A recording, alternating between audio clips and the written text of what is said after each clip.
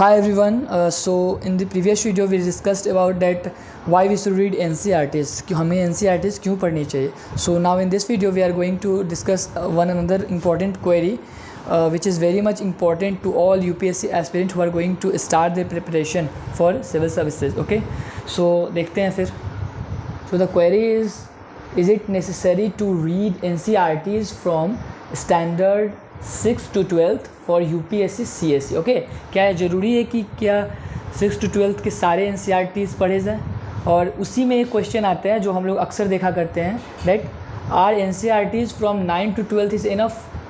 क्या NCERTs 9 to 12th enough है, या फिर इसमें एक और आप ऐड कर सकते हो डैट 11th और 12th के NCERTs इनफ है. सो गाइज इसका आंसर इस पर डिस्कस हम लोग अब करेंगे. Okay, so let's see. सो सबसे पहले तो मैंने इसको कैटेगरी में डिवाइड किया. ओके, मतलब इसमें डिफरेंट जितने भी एस्पिरेंट्स हैं उनको मैंने 3 कैटेगरी में इसको डिवाइड किया है.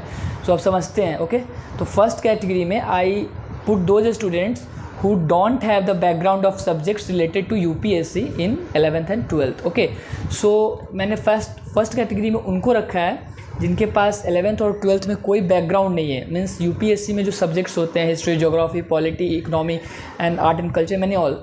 सो 11th और 12th में जैसे उनका कॉमर्स है, साइंस है, लाइक मी, मेरा भी है.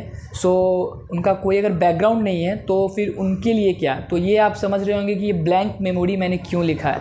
तो ब्लैंक मेमोरी आई मीन ये बच्चे होते हैं इस कैटेगरी के सबसे कम कन्फ्यूज़न इन्हीं को होता है. ओके, जो मैं भी हूँ इस कैटेगरी में, बिकॉज ये कैटेगरी जो है ये बहुत ही आसान है. बिकॉज यहाँ पे हम लोग का मेमोरी ब्लैंक है, हम लोग को कोई दिक्कत नहीं है दैट हमें UPSC के लिए कोई चीज़ पढ़नी है नहीं पढ़नी है. जस्ट हम लोग स्टार्टिंग से स्टार्ट कर सकते हैं. सो इस कैटेगरी के लिए मैं यही बोलूँगा without any hesitation just go to 6 to 12th NCERTs थॉरवली.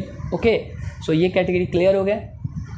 So second one is in this category I just put those students who have the background of subject related to UPSC in 11th and 12th.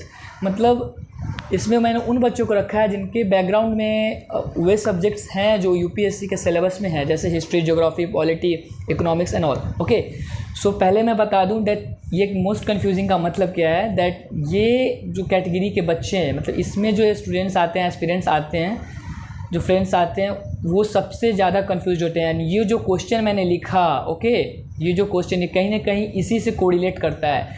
That इन्हीं को होता है कि मैंने तो 11th और 12th में, मैंने तो 11th में 12th में NCERTs पढ़ी है, सो मैं क्यों ना 9 to 12th पे जाऊँ. सो ये that is not good, because background is not so matter. Background matter नहीं करता, बिकॉज आपका बैकग्राउंड कितना स्ट्रॉन्ग है दैट्स मैटर. बिकॉज आप एक बात बताऊं कि 6 to 10th हम सब NCERTs पढ़ते हैं. ओके, 6 to 10th तो हम सब NCERTs पढ़ते हैं, चाहे हमारी 11th 12th में साइंस हो या फिर कॉमर्स हो या फिर आर्ट्स हो. 6 to 10th तो सब पढ़ते हैं, लेकिन रियली में अगर जाने तो 6 to 10th में हम लोग उतने सीरियस होकर नहीं पढ़ते हैं जितना हमको UPSC के लिए रिक्वायरमेंट होती है. ओके, सो गाइज अगर आपके 11th और 12th में बैकग्राउंड भले ही वो सब्जेक्ट्स है जो UPSC में पूछे जाते हैं, लाइक आर्ट्स अगर है 11th 12th में, और आप सिर्फ इसलिए सोच रहे हो कि हमको 6 to 12th NCERT नहीं पढ़नी चाहिए, इसमें से कुछ स्किप करना चाहिए, then this is wrong decision. Okay, in my view.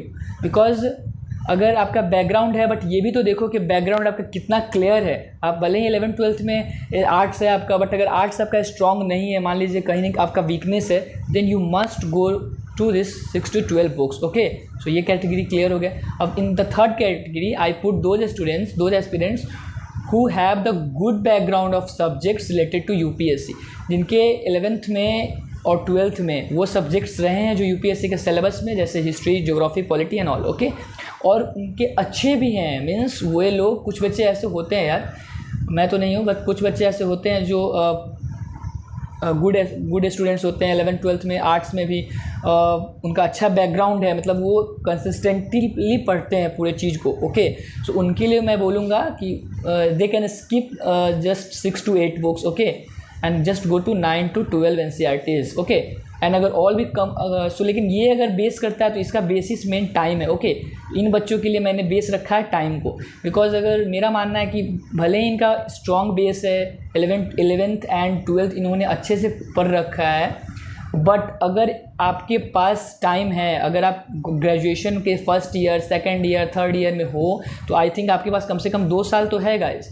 सो 2 साल होने का मतलब है कि आप, ऐसा नहीं है 6 to 12 NCERTs को आराम से 1 बार 2 बार रीडिंग कर सकते हो। सो आपको पढ़ना चाहिए NCERTs, ओके। भले ही आपका बैकग्राउंड अच्छा है बट आपको पढ़ना चाहिए, ओके। बट अगर फिर भी आपका मन ना माने तो जस्ट कम से कम history, okay, history, polity and geography, ये 3 कम से कम आप पूरा पढ़ें। बाकी में थोड़ा कंप्रोमाइज़ कर सकते हैं बट ये 3 इंपॉर्टेंट है बहुत। सो ये 3 को पूरा पढ़ें।